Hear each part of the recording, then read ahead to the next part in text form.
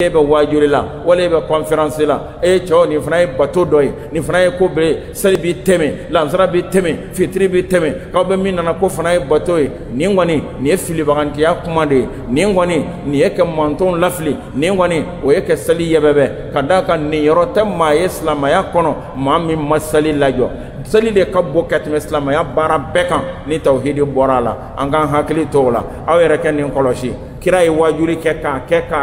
hali ke jigi kata ka so amake mais seli fana sele ay bara joka seli lansra sele ay bara joka seli fitri sele ay bara joka seli inna salata kanat ala almu'minina kitaban mawquta seli ale wakati ma fende ni ya ke kon anye ima seli a bolen fana kofe ni darula islamaya darula dobe ila note otmana fa ima seli otma fanga hakli tola ange laqad kana lakum fi rasulillahi uswatun hasana irenyo mana boya chocho jamana kungodo chocho wajiru do chocho muhadara do chocho ala ko do chocho ni selawati sera seli de kabbu wala dhikrullahi akbar o be seli de fana kono otma seli de kabbu ne fembe no wakati sera o kabla mais do fana be seli wakati koron wira hakilla anga misri 16h anga misri 1h30 no sera be do fana nyina no temena hali militi kele otma na fa ko seli wati bora o e fa no maleade o de atotma be anga sura misru konana kele ni mo yow be no almami o doyale do anga sura misru kono ni bela jere alna e militi kele militi fla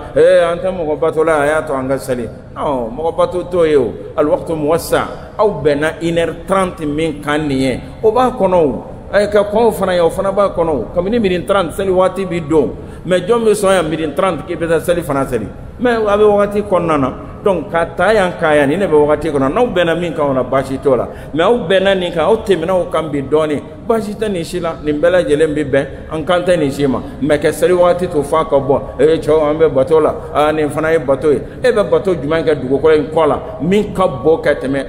sali kan atin sali de be fem bela al ahdu alladhi bainana wa bainahum ma shita sali yebebe ma shita sali blako fonna keram mai mami allah taala ya dusukun jenge ma tike ban salima awa maoma ni bana salima ni meselinke otmana fi kado ka fi kafiriala hal ni selila fana foki temboji antanga be kunna ko selite farda fana hal bi ye kafire ni kafire bela jere kaka otma fanga hakli tonna seli ala kira ko la kishini nema bama la khaira fi dinin la salata fi ma do dona islama yala o ko kira amba do islama yala mamba nyini fe ke seli ko ineme on tala doni kira mun fuye la khaira fi dinin la salata fi dina citi ko here be ala ni sali ta kono ka ta kamene anfa adama fokana ta ala kira muhammadu la sali be ni bela jele ka dina kono as-sala hiya imaduddin otma ngan hakli to ola o de yato ni wati min sera kira be wajiri blaka ta sali falo otma ni bayira ka foko kira ka ye bangile ke ni bayira ka fo kira ay dina wala ni bayira ka fo kira ay fenwo fen na banse herema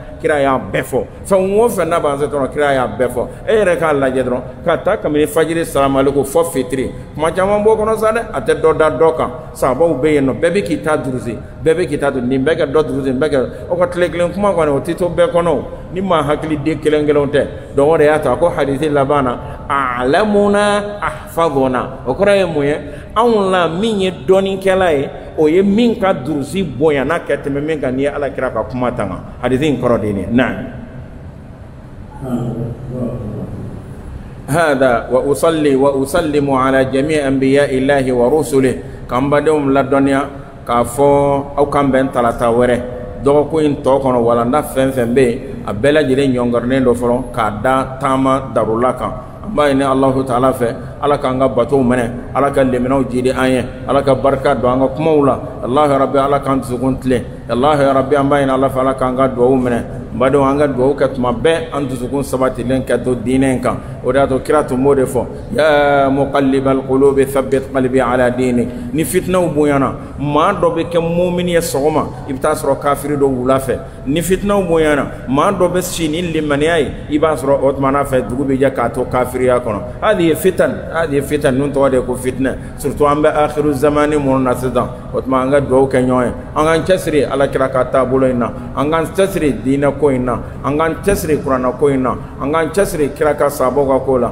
angan chesri walanda wula anga doni kala wanga almamu be walanda munu sigi walanda minnu n'u sigilen bɛ dɔnni kan an k'an jija k'a lamɛn a bɛ kɛ sababu ye ka dusukun kana nin fana ye limaniya sugu dɔ de o de y'a to sahabaw tun b'a fɔ ɲɔgɔn ye ijlis bina nu'min sa'a k'i sigi ka dɔnni lamɛn o fana ye baara dɔ de ye o fana ye baara dɔ de ye Alahu Taala bɛ baraji di fɛn min na an b'a ɲini Alahu Taala fɛ Ala k'an ka baaraw jɛya Ala ye Alahu Rabbi Ala k'an ka baaraw jɛya Ala ye Ala k'an dusukun kelenya fara ɲɔgɔn kan an bɔra ka sunkalo bato min kɛ an b'a ɲini Alahu Taala fɛ Ala ka hinɛ na Ala k'o minɛ an ɲɛ Alahu Rabbi Ala k'an ka seliw minɛ Alahu Rabbi Ala k'an ka suw minɛ Alahu Rabbi Ala k'an ka sarakaw minɛ Alahu Rabbi an ye kuranɛ kalan min kɛ Ala k'a minɛ an ye bɔkabi fitinin minnu kɛ Ala k'o jɛya an ye Alahu Rabbi Ala k'an ka diinɛ jɛya Ala k'an ka diinɛw saniya an b'a ɲini Alahu Taala fɛ Ala k'an balo Ala kira nɔ lakika kan Ala k'an fatu Ala kira nɔ lakika kan Ala kana jɛngɛ don an na Ala kana jɛngɛ don an ka kumaw la Ala kana jɛngɛ don an ka baaraw la